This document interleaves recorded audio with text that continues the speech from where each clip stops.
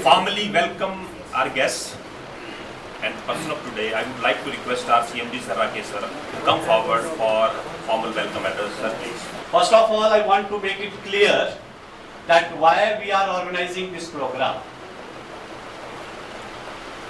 It may be that regarding Minerva, you may know that we are working for selections for NEET, JEE, NDA, but it is not the full truth.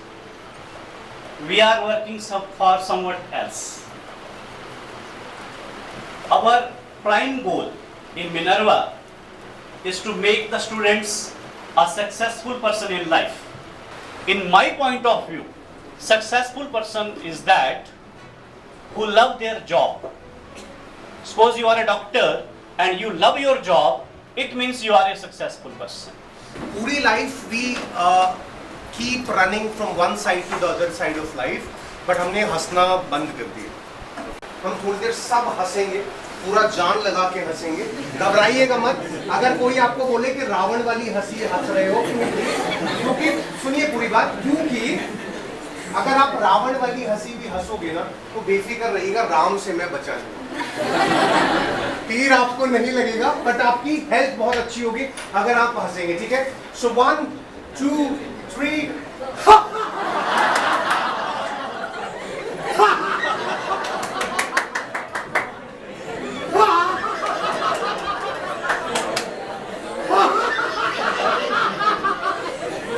So, a very good morning to all of you all.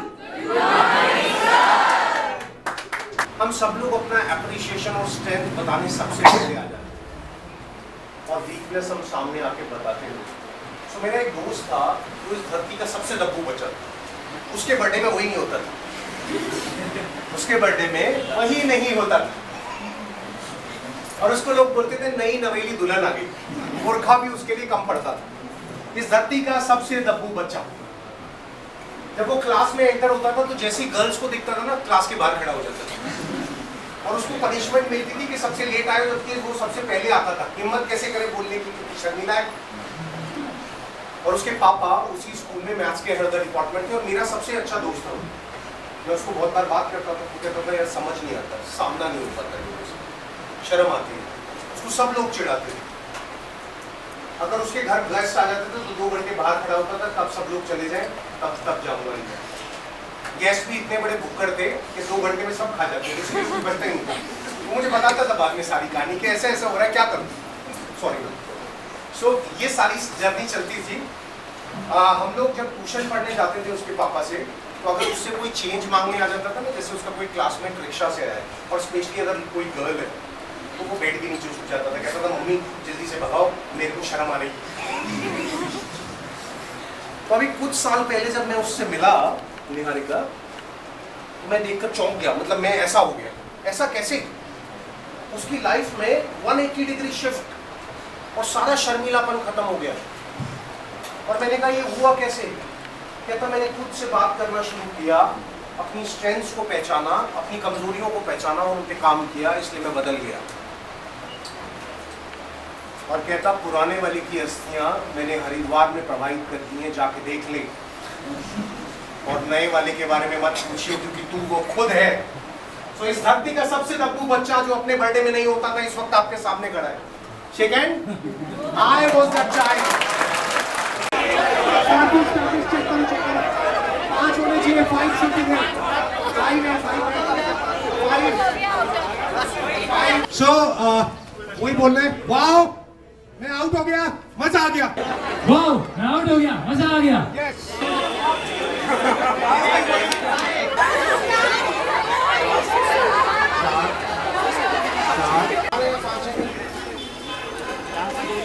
Coming. Salute, sir. Starfish.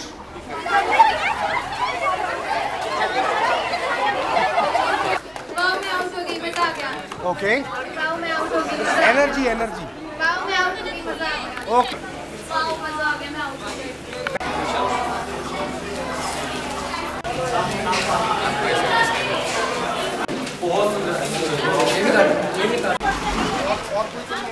बता देना.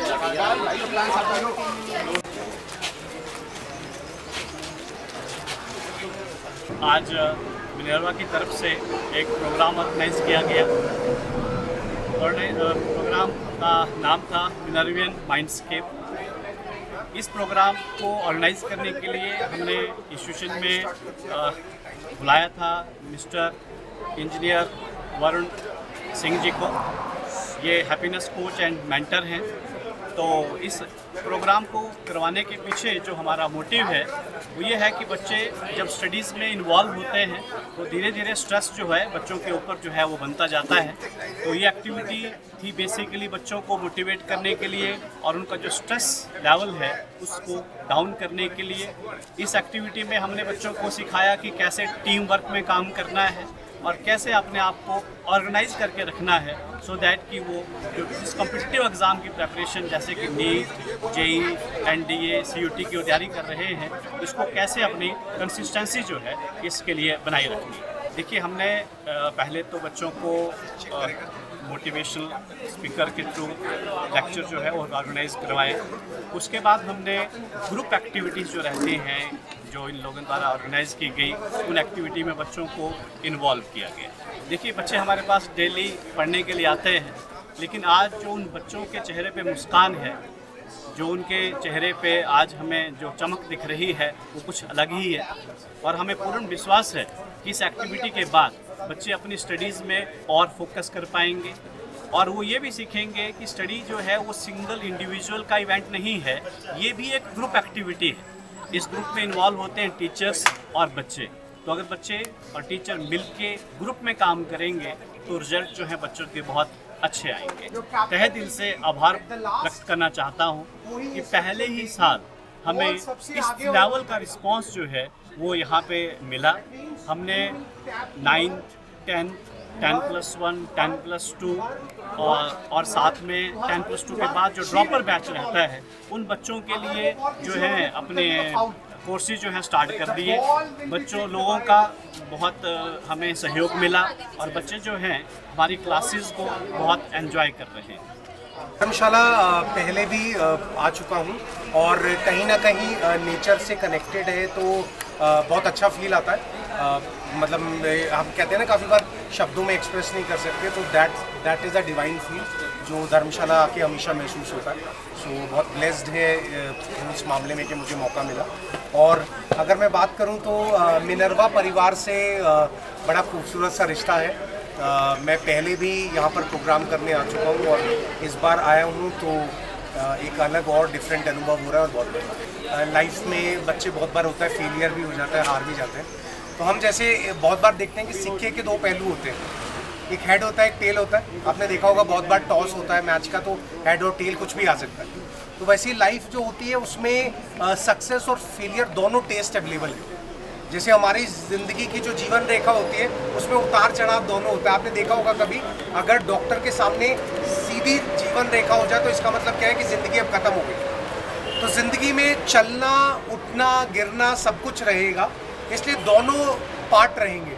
तो सफलता मिले तो गुरूर नहीं करना है और अगर असफलता मिले तो सोचना है कि ज़िंदगी और ऊंची छलांग लगाने के लिए हमें तैयार कर रही है, तो अपने आप को तैयार करना है और आगे बढ़ना। मैं पेरेंट्स को एक बहुत इंपॉर्टेंट मैसेज देना चाहूँगा। वो मैसेज ये है कि आपका बच्चा अगर 95% ला रहा है और आप उसकी ये तालियां बजा रहे हैं और अप्रिशिएट कर रहे हैं, तो अगर उसके नंबर कम रह जाएं तब भी उसके साथ खड़े हों, क्योंकि आपके जिगर का टुकड़ा होता है आपके बच्चे। और अगर वो 95% लाने पे आपकी पीठ थपथपाना सोचते हैं तो वो ये भी सोचते हैं कि अगर वो कभी गिर जाए तो उनके माता पिता उनके साथ खड़े रहें और बोलें कि बेटा तेरे नंबर अगर कम भी रह गए ना, हम तब भी तुझसे उतना ही प्यार करेंगे और तू अपने एफर्ट्स करता रहे और लाइफ में सक्सीड कर, हम हमेशा तेरे साथ खड़े। तो ये मैसेज मैं पेरेंट्स को देना चाहूँगा। Yes, it was a nice experience और फिर हमको उसमें बड़ा कुछ सीखने को मिला।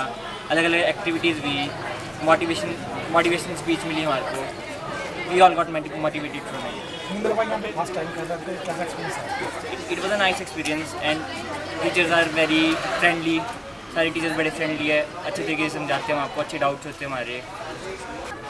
सीखा कि हमें मतलब अपनी लाइफ में ना थोड़ा इंजॉय भी करना चाहिए, ऐसे नहीं रहना चाहिए कि हाँ हमें पढ़ते रहना चाहिए। और फेलियर अगर हो भी तो वो एक बस पार्ट है हमारी लाइफ का। कोई ऐसे हमने डाउनग्रेड ही नहीं हो जाना है कि हमें सैड हो जाना है, हमने उससे सीखना और आगे बढ़ना है। तो अभी हमने सीखा कि चाहे कुछ भी हो, एक लाइफ में ही पार्ट है वो, हमारी लाइफ का फेलियर आएगा बट उससे कैसे हमें अपराइज करना है, उसको कैसे डील करना है, वो हमने सीखा है। पहले तो ये है कि हमें ऐसे इवेंट्स करा देने चाहिए बीच पार्ट में, मतलब ऐसे थोड़ी टाइम लिमिट के बाद, क्योंकि इससे थोड़ा सा माइंड फ्रेश हो जाएगा हमारा।